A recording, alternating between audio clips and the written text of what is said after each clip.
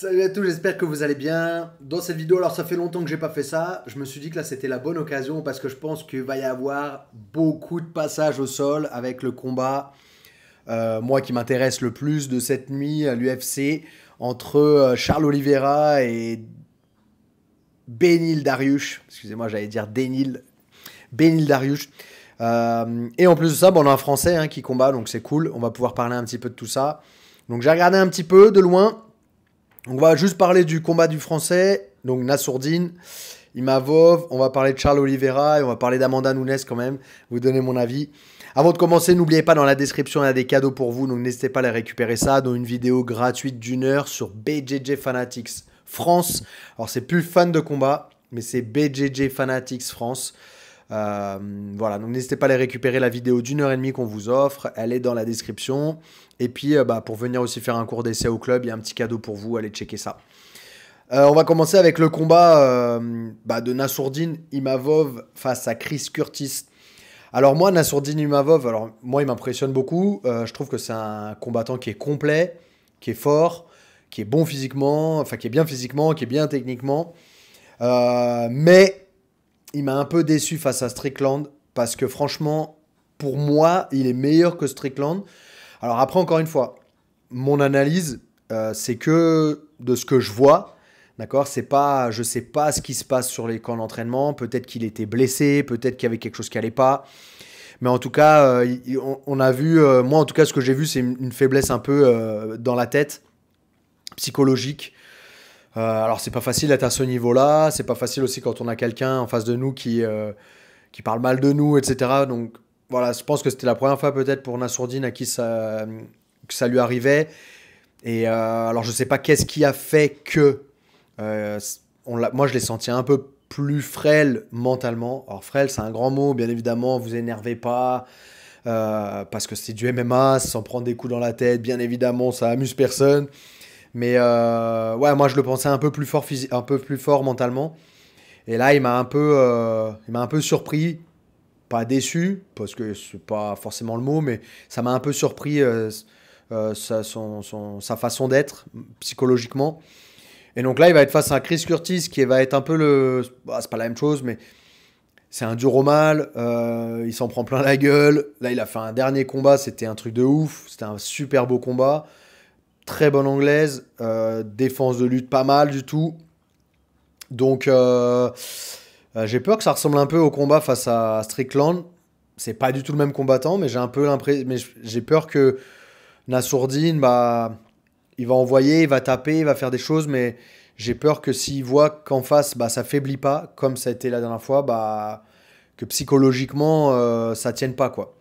Donc j'ai un petit peu peur de ça sur ce combat-là.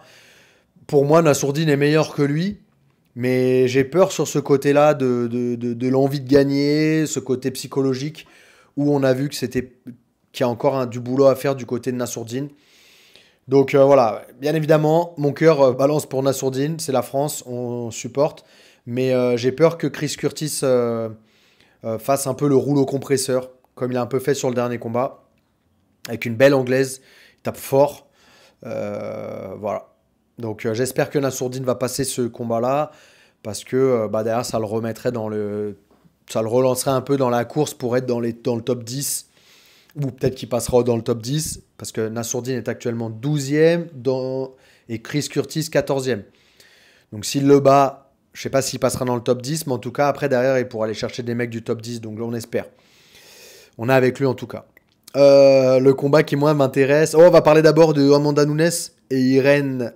Alors, je sais pas si ça se dit Irene, comme au Brésil, ou si c'est Irene, comme en français, Aldana.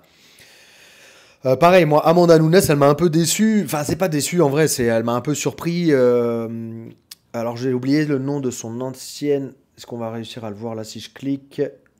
Ouais, Pena. Quand elle a combattu face à Peña, alors je pense en espagnol.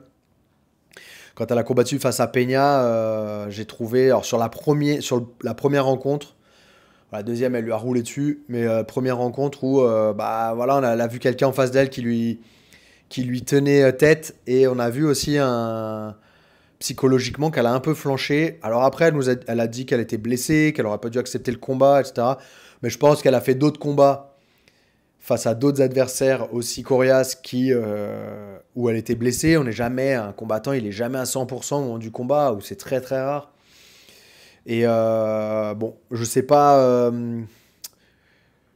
trop à quoi m'en tenir, mais quand j'ai vu la qualité de la boxe de Irene Aldana, ça fait peur. Ça fait peur pour Amanda Nunes. Donc, est-ce que, en plus, Amanda Nunes, elle vient de changer de camp, donc est-ce qu'elle a vraiment pu se mettre dedans? On voit qu'elle a à fond famille aussi, avec sa fille et sa femme, donc qui est encore enceinte d'une autre, je crois que c'est une autre fille, je crois.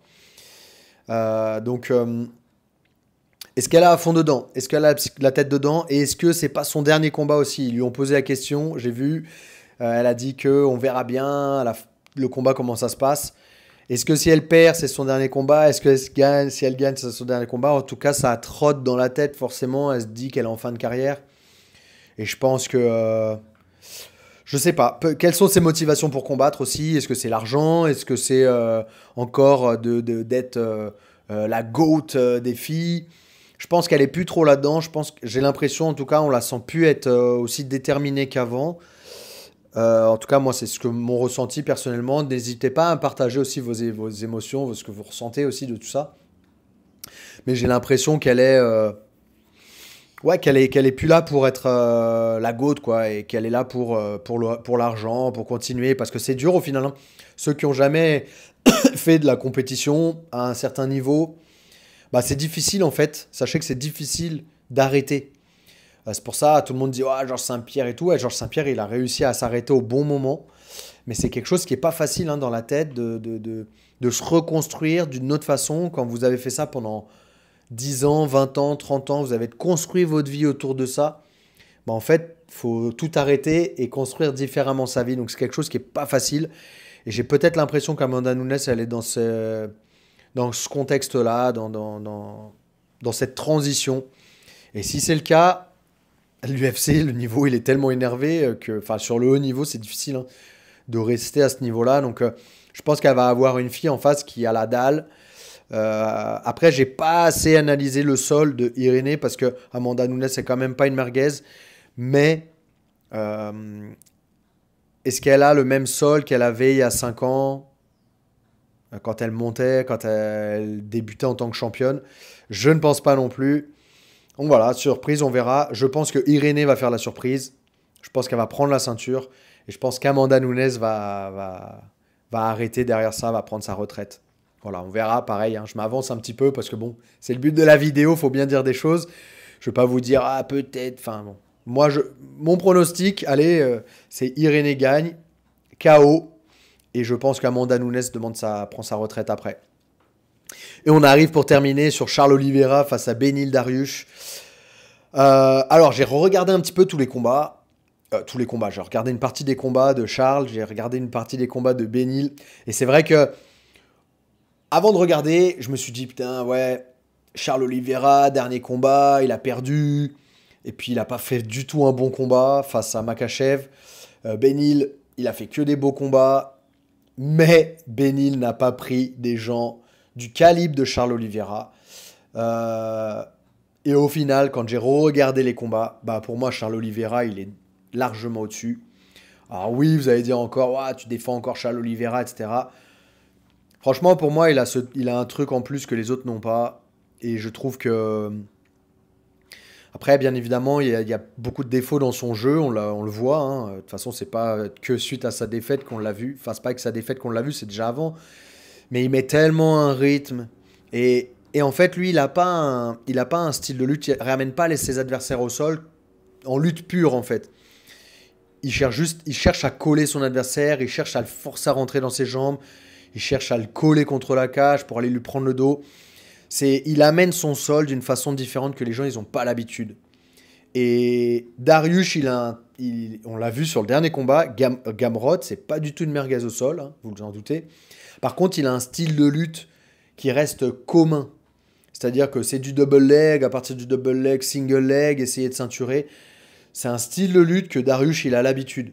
Maintenant, la lutte de Charles Oliveira, alors on dit lutte, mais c'est pas vraiment de la lutte, mais c'est cette combinaison, cette transition entre le pied-point, le contact et la prise de dos, bah c'est quelque chose que je pense pas que Darius il a l'habitude. En tout cas, c'est difficile de trouver des gens qui ont ce style-là à l'entraînement. Donc c'est... Même si Darius, forcément, c'est pas du tout une merguez, moi je l'aime beaucoup. Je le voyais gagnant avant de regarder un peu tous les combats.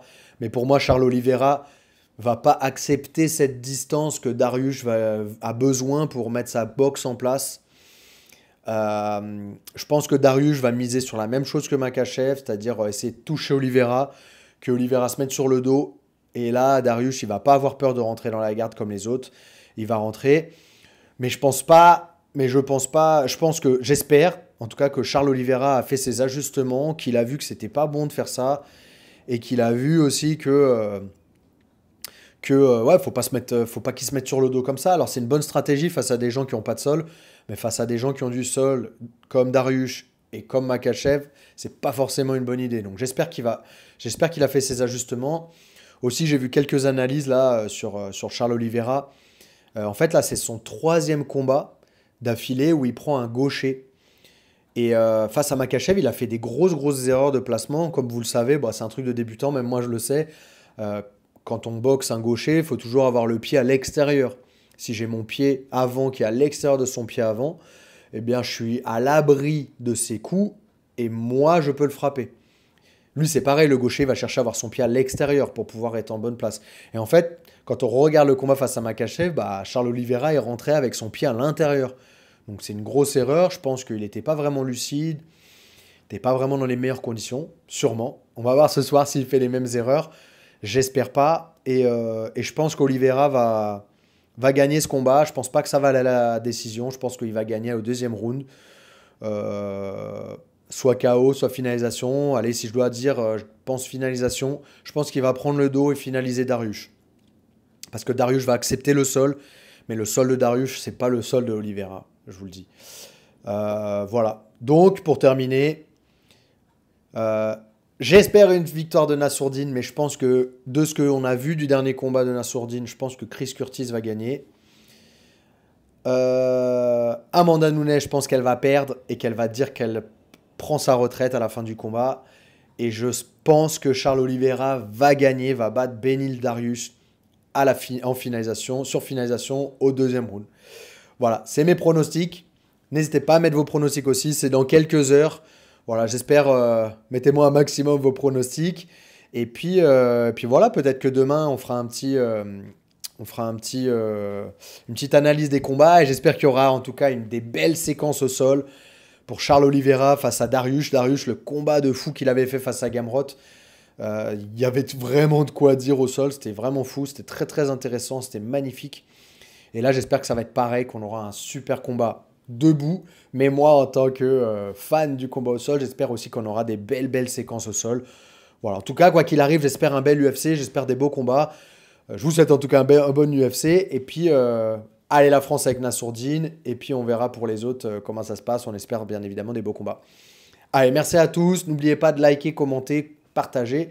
Et puis, on se retrouve très certainement demain pour une analyse de l'événement. Allez, au ça!